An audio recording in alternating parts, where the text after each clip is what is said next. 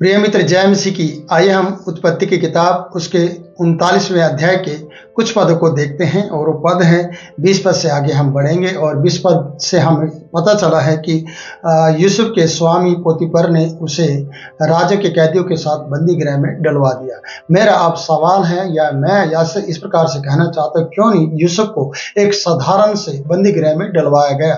कारण क्या है? कारण यह है क्योंकि यूसुफ भी प्रभावशाली व्यक्ति था और ये राजा के अंगरखों का प्रधान था। पोतीपर जो राजा की चलती थी और राजा के समान इसकी भी चलती थी और इसकी भी प्रशंसा की जाती थी, और ये भी एक प्रभावशाली व्यक्ति था।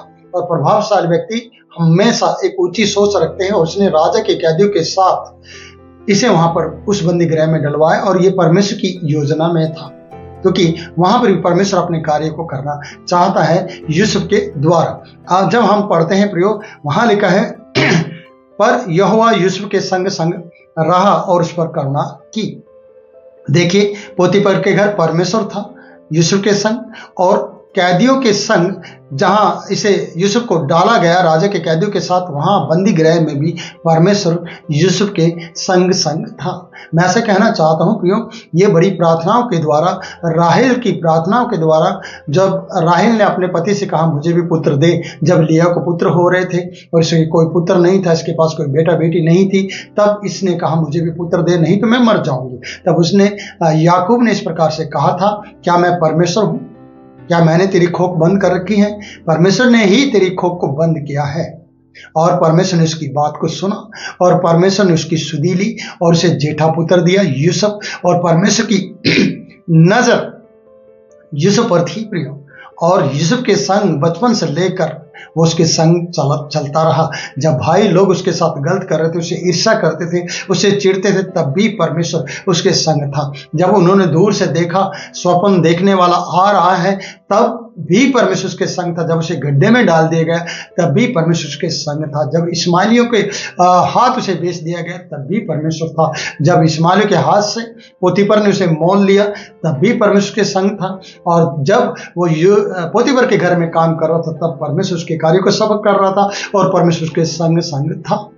और जब वहां से उसकी पत्नी, पोतीपर की पत्नी ने उसे निकलवा दिया या निकाल दिया, जब वहां पर उसे ब्लेम कर दिया गया, ब्लेमित कर दिया या उसे दोषी करार दिया गया, तब वो जेल में डलवाया गया। और जेल में भी 21 पद हमें बता रहा है, पर यहोवा यूसुफ के संग संग उस पर करुणा की। यूसुफ के संग संग था और उस पर करुणा की।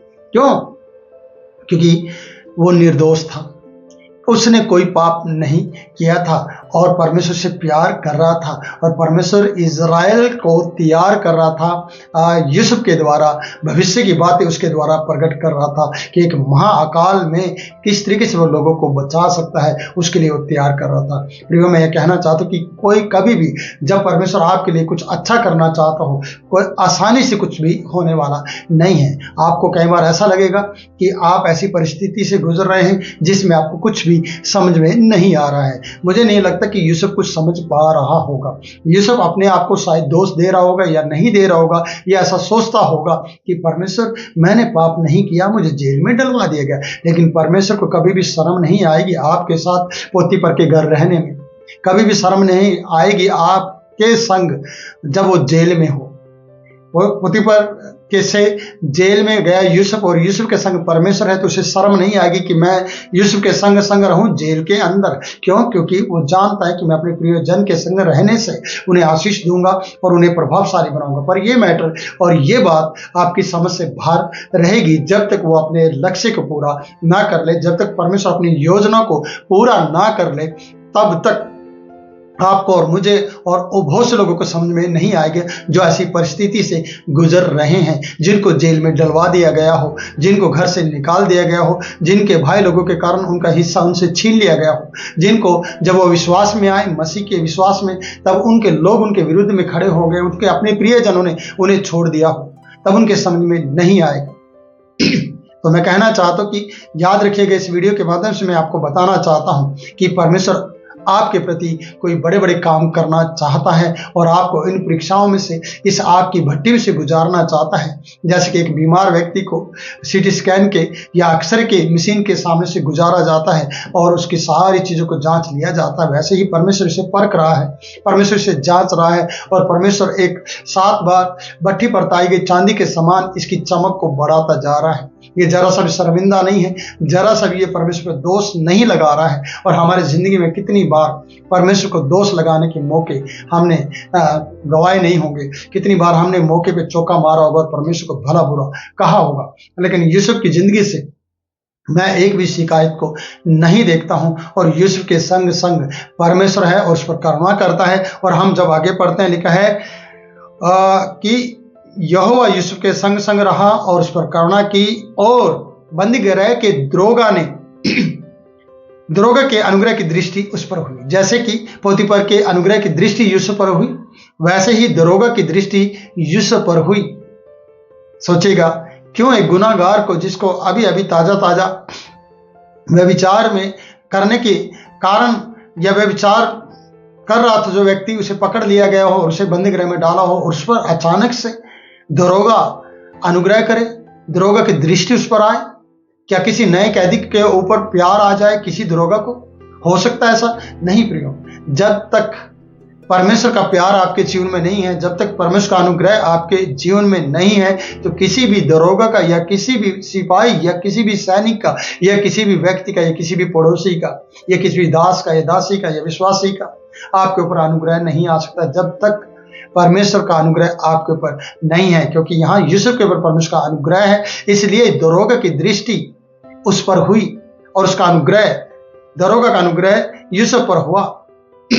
सोचने वाली बात नहीं है कि यूसुफ के साथ इतनी भलाइयां और साथ में चल रही हैं बुराइयां, बुराई भी उसके साथ चलती है और अच्छाइयां भी उसके साथ हैं, क्योंकि परमेश्वर उसके प्रति वफादार है और परमेश्वर उसके लिए कुछ बड़ा करने जा रहा है। वैसे ही आपकी जिंदगी में भी परमेश्वर कुछ बड़ा करना जा रहा है, इसलिए कभी ना घबराएं। अपनी परीक्षाओं में पास होने के लिए परमेश्वर की मदद लें और प्रार्थना करें और कभी भी परमेश्वर की नजर में गलत ना करें। आइए हम यहां पर पढ़ते हैं, लिखा है कि इसलिए बंदीगृह के दरोगा ने, 21 पद पढ़ते हैं, और बंदीगृह के दरोगा के अनुग्रह की दृष्टि उस पर हुई।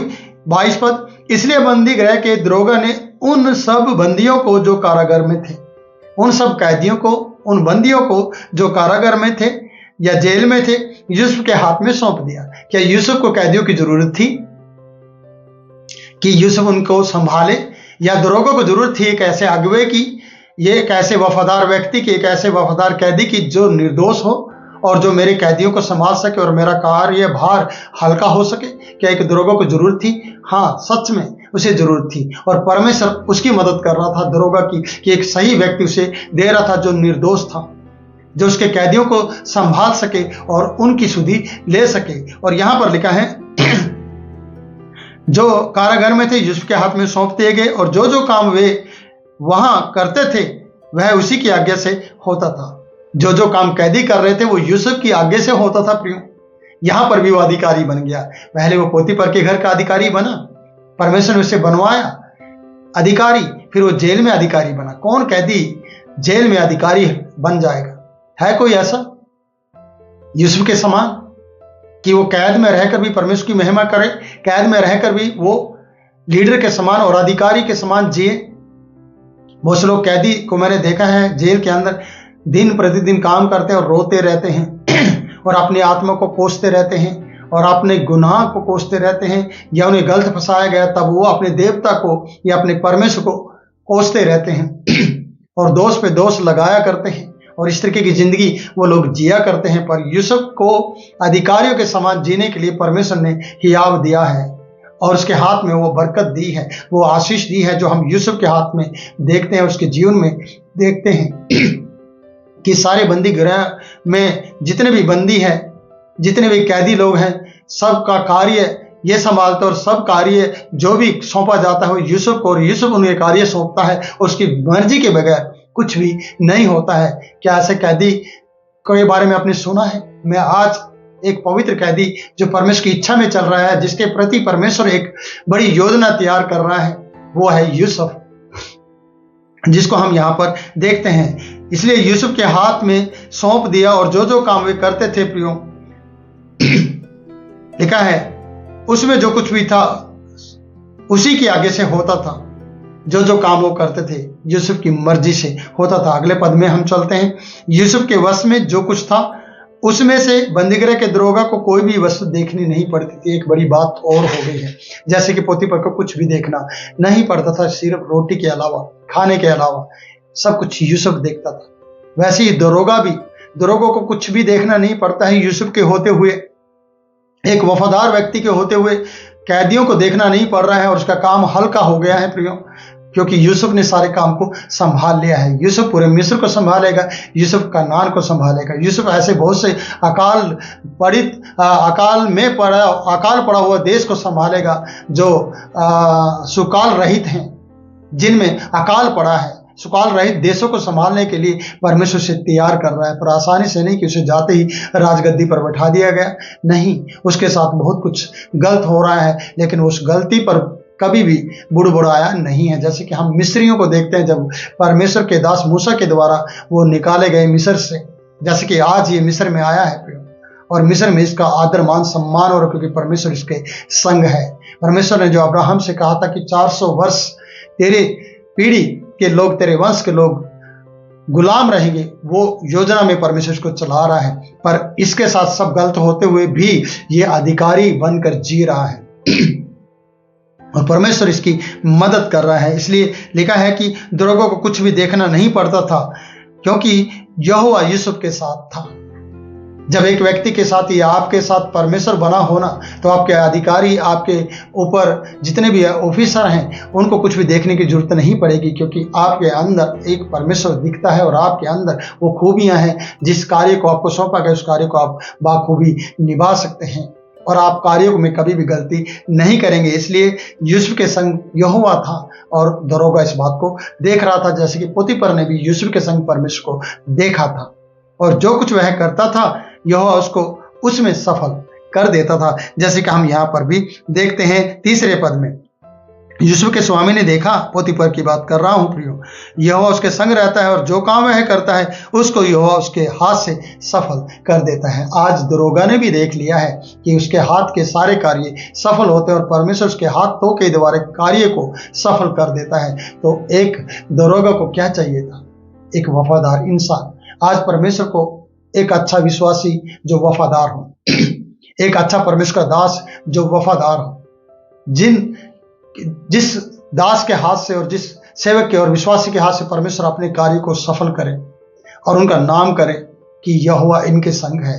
आपका नाम होगा प्रियो जब आप परमेश्वर का काम करेंगे, जब आप ईमानदारी से परमेश्वर के पीछे चलेंगे। तो इसलिए 39 अध्याय को हमने कंप्लीट किया है। मैं आपसे ये कहना चाहता हूँ, इस अध्याय से चाहे आपके जीवन में किसी भी प्रकार से मुसीबत आए, परेशानी आए, तो आपको बौखलाना नहीं है, आपको परमेश्वर की योजना में चलते रहना है। इसलिए यहाँ पर ब्लेम किया गया, यहाँ पर आशीषित किया गया, यहाँ पर दोनों लोग आशीषित हुए हैं, दरोगा भी और पोतीफर भी।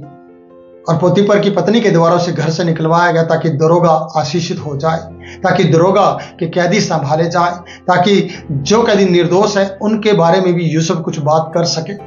तो ये परमेश्वर की योजना में था और परमेश्वर ने अपनी योजना को पूरा किया है। उसी प्रकार से परमेश्वर हमारे जीवन के लिए भी योजना तैयार करता है और अपनी योजना को सफल करना चाहता है। इसलिए हमें कभी चिंता नहीं करना चाहिए और कभी व्याकुल नहीं होना चाहिए और कभी भी अपने जीवन में किसी के ऊपर दोष नहीं लगाना चाहिए। जो हो रहा है सो परमेश्वर की मर्जी में हो रहा है और उसे धन्यवाद देने के अलावा और कुछ ना कहें।